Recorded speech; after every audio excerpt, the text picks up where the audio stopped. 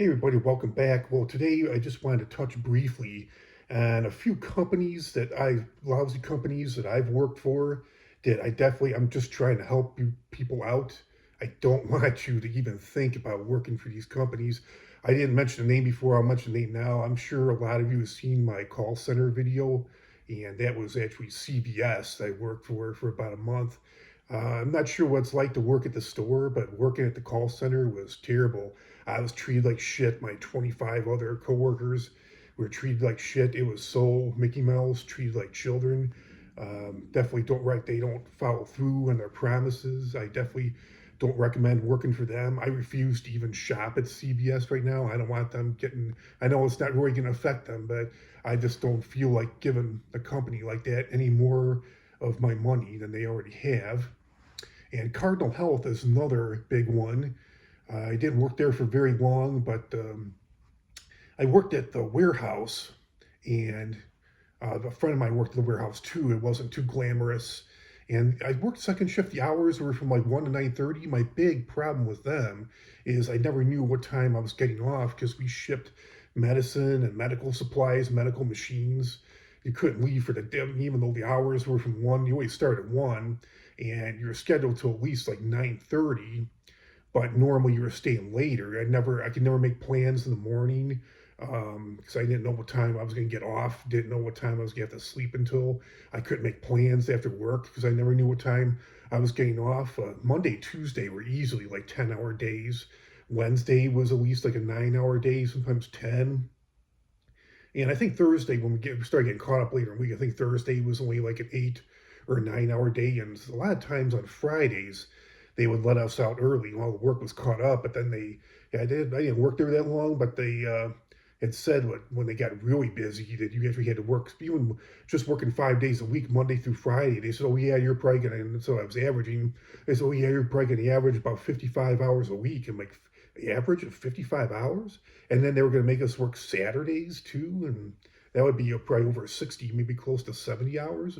And money was pretty good, but it's like, what's the point of having money if you don't have any time to enjoy it? So that was my big con with them.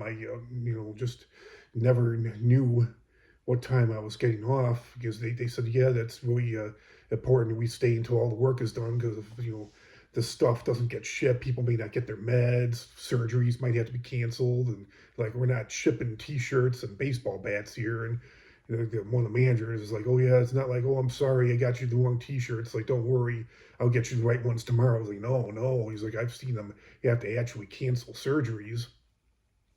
So there's that, and then another warehouse. Costco was a good warehouse, so that was a good job. Worked there seasonal. I'm sure I've done 2 Costco videos. And the other warehouse I worked in was a Menards distribution center warehouse back in Illinois. I'm not sure, again, like with CVS, I'm not sure what it's like to work at the store. I did see one video of a gentleman on here. He was in college, worked at the Menards store, not the warehouse.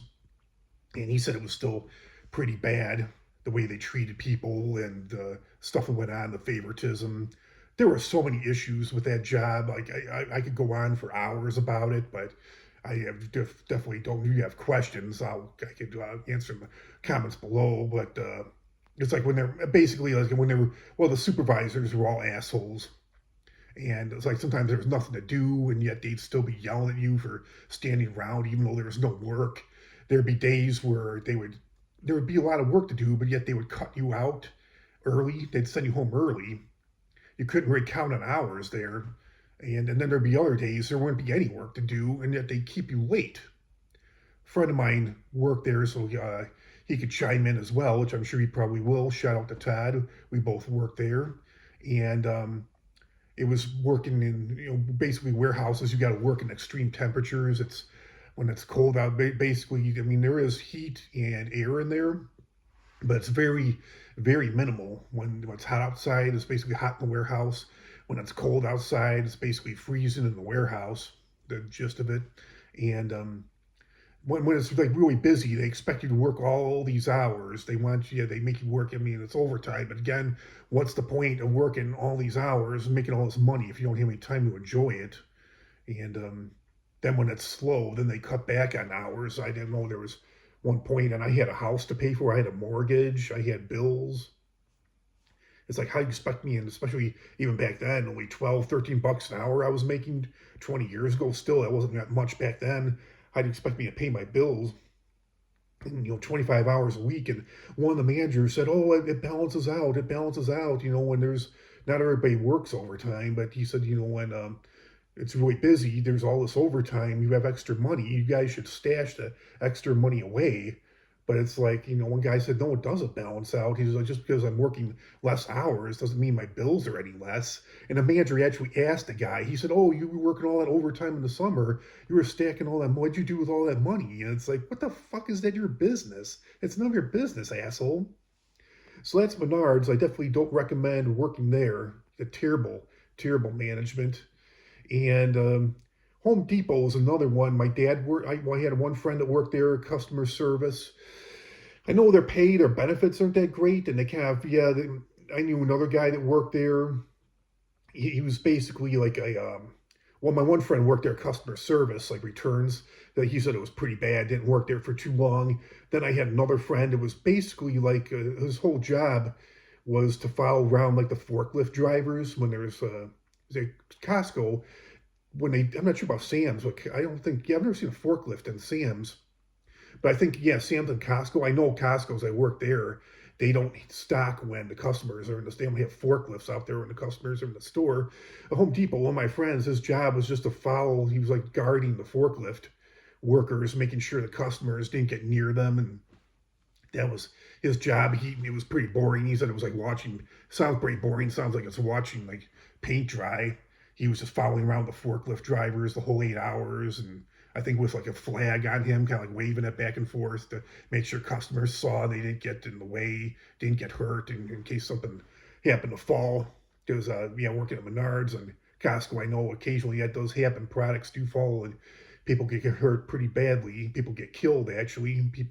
There's forklift drivers have gotten killed, paralyzed. A pretty dangerous job. I'm glad I'm not doing that anymore. Um, so there's oh yeah, I was still touching Home Depot. The big part of it is my dad's retired, but he worked there a few years ago as a cashier, and he said it was absolutely terrible because they were like, not everything it would be easy to be a cashier.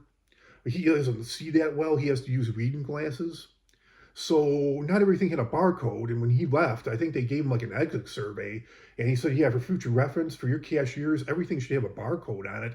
Because he said there was all these like there's like 50 different types of rebar, for example, and they all looked the same, but yet they weren't the same. There were 50 different types of rebar. They were all different. And I don't know, there were some numbers on there. He was having like to put his reading glass, he had a computer near the cash register, and he had to put on reading glasses and type in these numbers for the prices. It was really complex, really complicated. I didn't really understand it fully 100%. But there was a lot of these contractors coming in there, contractor discounts. They got contractor discounts, and you had to to me, there should be a supervisor there, like watching. And in case, I know Costco had that. There was like a supervisor, at least one supervisor, if we had to call them for help, up by the cash register, the front end. And that wasn't the case at Home Depot. I guess my dad was told, I guess you had to get a manager's approval for a contractor discount. So, but there wasn't a manager, there wasn't a supervisor there. So my dad was trained to, I would think that it would be easy to have like a two-way radio and just radio supervisor, but he was told no, or even to call. But he was told no to send an email. Like, what? Send an email? Like, what if they don't get notifications? What if they're not actually looking at their phone or on their computer at that point in time? And I know my dad said he had like 20 people waiting in line, and they're all pissed off at him, like he's not doing his job. And he's like, this isn't my fault. I'm waiting for a supervisor to show up. And he kind of got the attention of one of his coworkers who was also a cashier. He said, I sent an email 20 minutes ago to Rick. Where is Rick? I don't see him. He's not answering. Is he not responding to email? And he's like, oh, we better try to make a call now. And there was like a woman that had like all these different, she was in the garden center, had all these different plants, but it's like my dad, it would be easy to take the plane. He couldn't do that, but my dad said like he really wanted to take the plants. They were all different. You really wanted to take the plants and put them on the floor and sort them out that way, but he couldn't do that. You had to leave them in the cart, and he's just they didn't have barcodes on them. He's trying to sort all these different plants out to get prices, so he wasn't too happy there. Then he only worked there for a couple weeks. At first, they said that they were going to have him work like different hours, different days, all the time. I imagine most of those places are busy on the I guess like all retail's busy on weekends. I'm pretty sure he was going to have to work every weekend because I worked just about every weekend at Menards, every weekend at Costco. Even though there are benefits to working weekends, more money. I know Menards, they gave us an extra $2.50 an hour on Saturdays and Sundays and Friday nights. And in Costco, you got time and a half all day on Sunday because it's like a religious day. Um, but first, my dad interviewed, and he declined. He said, "I'm not going to work here," because they said they were going to work him different. I think every weekend, but he didn't have a problem with that. But they said we got to work you like during the week. We're going to work you different days, different hours all the time. Some days you'll be working, first shift. Some days you'll be working second shift. Some days you'll do. There was no overnights. I'm not sure if they have a third shift there for stocking, but they said, oh yeah, some days we'll have you do like a mid shift, like a swing shift, like 12 to 8 or 11 to 7. And he's basically like, no, fuck you. It was like, I'm not doing that. I'm going to work the same days, the same hours all the time. That's it. I'm not working here. And they call him back. They're like, oh, we've been doing something about it. We'll accommodate you. We'll accommodate you. And my one friend that walked out that was like the forklift guard or supervisor, whatever you want to call it, he walked out. He told some friends that he was going to walk out of there. And like they knew he walked out, but yet they didn't call. I guess he said he was going to go out to lunch, and he never came back. He told some people what he was going to do. Um, and they didn't like call. He could have been in a car accident, could have been dead, could have been injured, could have been in the hospital, and like they didn't call to find out if he was okay, unless I don't know, maybe somebody else told the manager. But he said, "Yeah, you're just a number there." And then my dad also worked at Walmart too as an order picker on second shift, and they're constantly.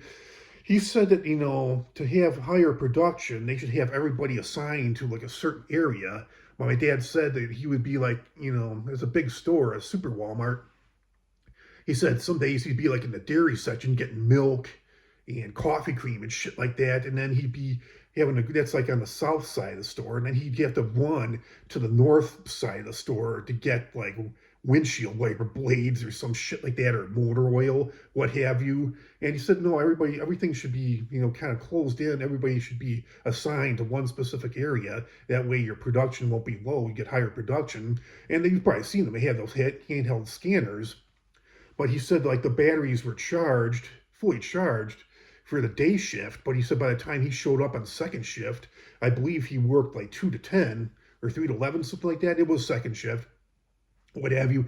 But he said by the time he got there in second shift, so many of the scanners, like they were never fully charged, and they're running. He was losing production.